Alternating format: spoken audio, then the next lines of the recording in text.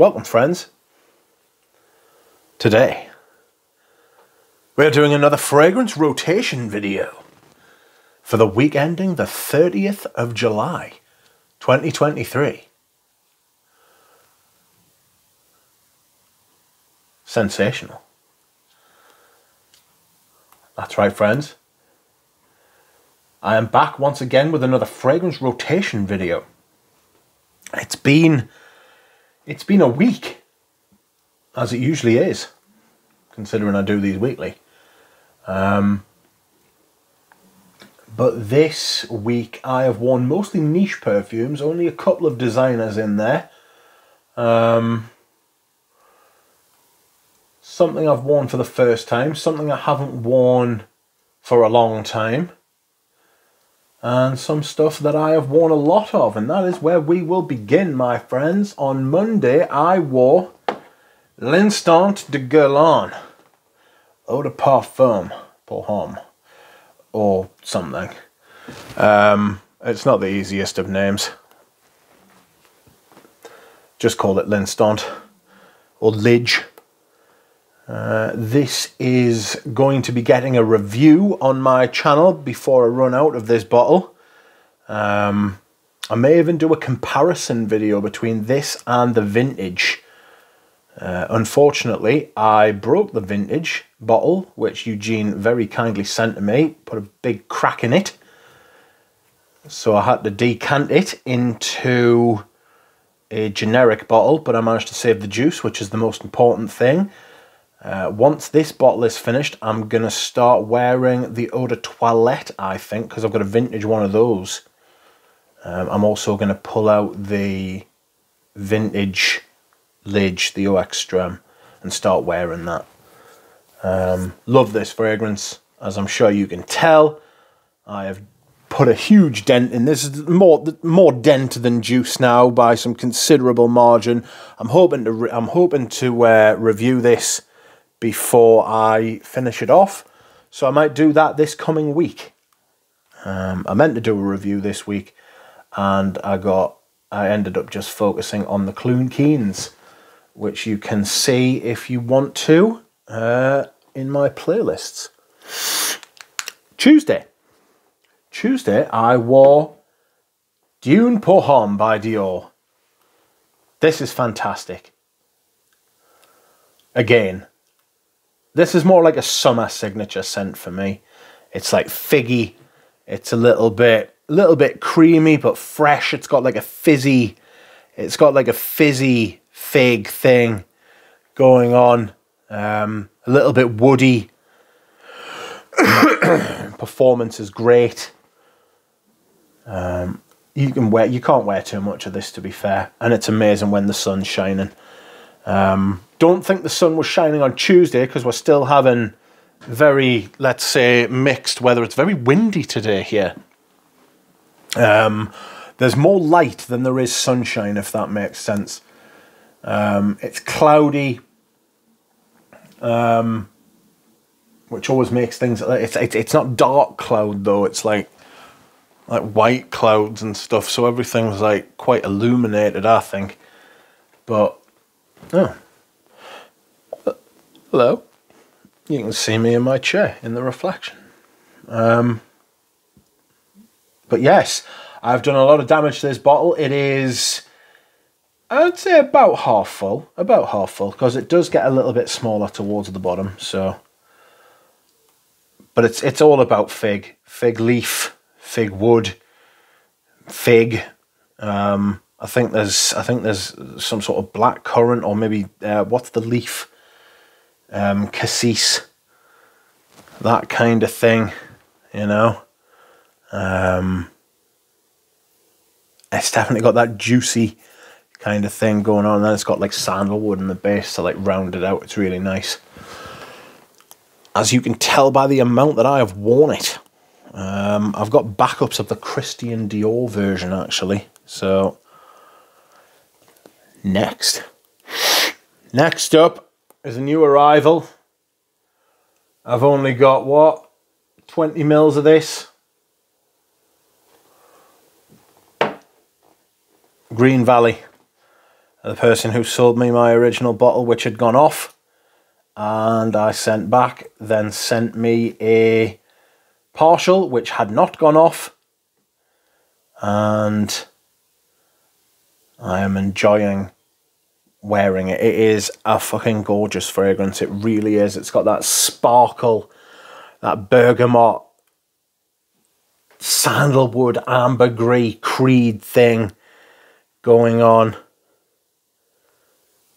that Creed always used to be famous for. There's some bollocks about Olivia Creed playing for the French golf team, which is almost certainly a lie, like almost everything else that comes out of his mouth, allegedly. It's got ginger, which gives it some sparkle. I think the blackcurrant is the offending material in this perfume that goes off because it turns dark and almost has like a coffee kind of thing about it. But it's got that ambergris, musky sandalwood, bergamot thing that Creed were always really famous for. It's not a hugely complicated scent. It doesn't change very much, but it is beautiful. It is absolutely gorgeous. It's not worth the eBay prices. Don't pay the eBay prices for this. It's not good perfume. It's not good perfume. It's great perfume. It's not good prices. Crazy shit people are trying to charge for this. But there we are. Next up, I went with another blackcurrant. And this is a much more blackcurranty blackcurrant. And this is Enchanted Forest by the Vagabond Prince. Absolutely gorgeous. Absolutely beautiful. Fruity fragrance. From Bertrand Duchefort, one of the perfumes that made me realise he is absolutely brilliant. It's all about the old blackcurrant thing. There's blackcurrant extract. Is it CO2? I think you can see me again. Hi. Hello. Red wine. A little bit. It's more fruity than it is boozy, you know. There's not really a lot of wood in here. It's more kind of like a little bit floral, a little bit aldehydic.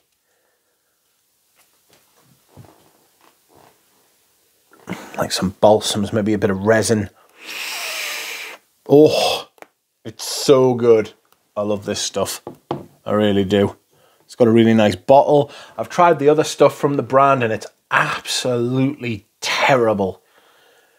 It's awful. They nailed it with this one, but the other ones are crap. Seriously, I really didn't like the other stuff from the from the Vagabond Prince. Dear me. So you can get samples of them on Lucky Scent, but I don't think you can buy the actual fragrances, which is a fucking blessed relief. Anyway, on Friday I wore Green Irish Tweed. I've done the two Creeds this week. I think I was inspired by Green Valley. I just wanted to wear this, to be honest. Ozonic, there's another Ozonic fragrance to come as well, but this is like the king of the Ozonic fragrances. It's Ozonic without being aquatic. It's a very strange trick it pulls. I thought about reviewing this, but decided against it. I'll review it in the near future. I might review it after I've done L'Instant and Dune. One of the reasons I'm hesitant to is because some of the best reviews of fragrances that are on YouTube are of Green Irish Tweed. You know? I've just realised I've done this video without my light on. Oh dear. It's just... Apologies. Apologies. But I'm not stopping now because I'm 10 minutes in. Anyway. Green Irish Tweed. It was made by Pierre Bourdon as we all know, as most of the Creeds were. It's got that ambergris sandalwood dry down again.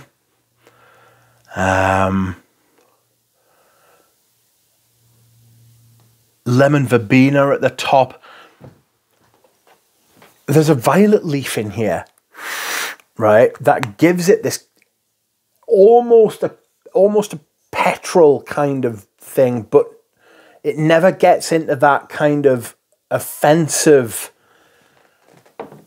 like it almost gets into that Fahrenheit vibe, but without giving the actual fuel aspect. Gives more of the fire than the fuel. It's a very, very clever fragrance and how it's used. To me, it's probably Creed's best fragrance, or my favourite Creed fragrance. And ah between that and Bois de Portugal.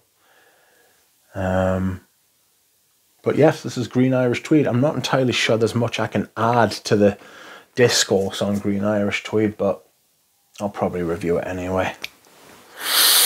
Next up, a fragrance I will definitely review one day, but not yet. I have used quite a bit of this, actually, considering I've got a large collection, and this is Cologne Aficionale. I wore this yesterday, which was Saturday.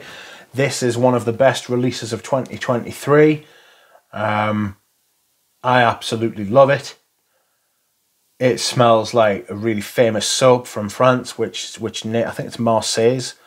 Some kind of soap from a hotel that they use, really high end. It smells dry, it smells clean. It's got an ambery facet in the base as well, which is gorgeous.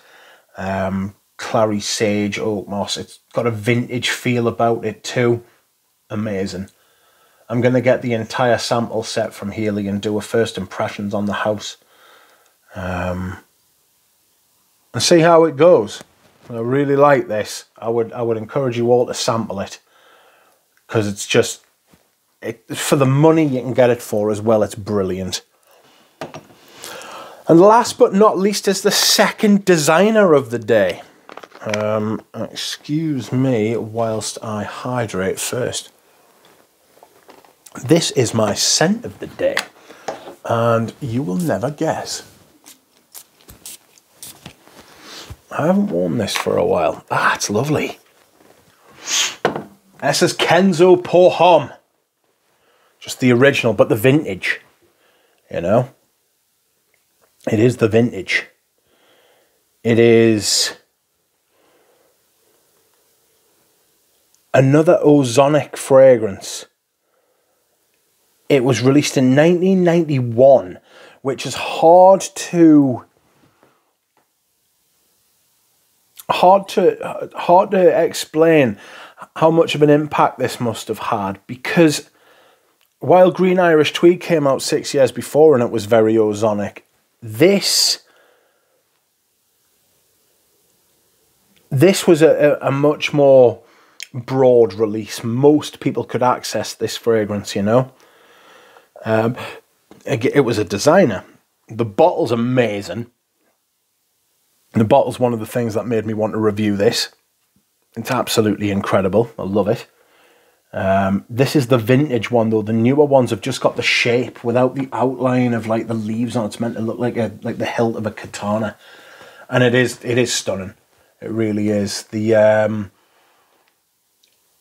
to me, it's it's ozonic, and it produces things like juniper and sage, and obviously the marine accord, right? But it's got this kind of it's still got one foot in the past, you know. It's got like nutmeg and carnation and jasmine, sandalwood, musk and oak moss. There's a shit ton of notes in it, because there always was with like fragrances released around this time.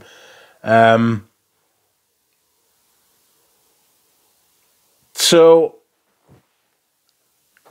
this is the type of, see, to me, Balenciaga Pohon came out around the same time as this, you know, within like a year or two of each other.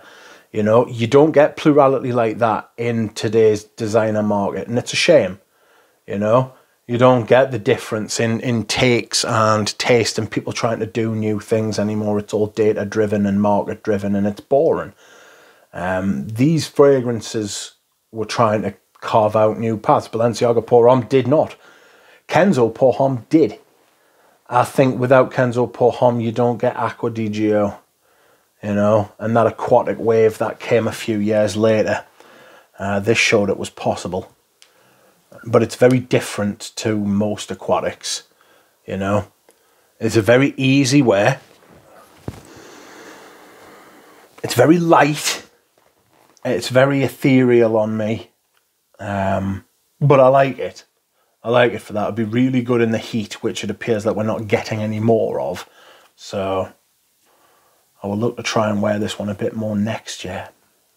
Anyway, friends, that has been my weekly rotation. I hope you have enjoyed it, and I hope to see you all again soon. Bye.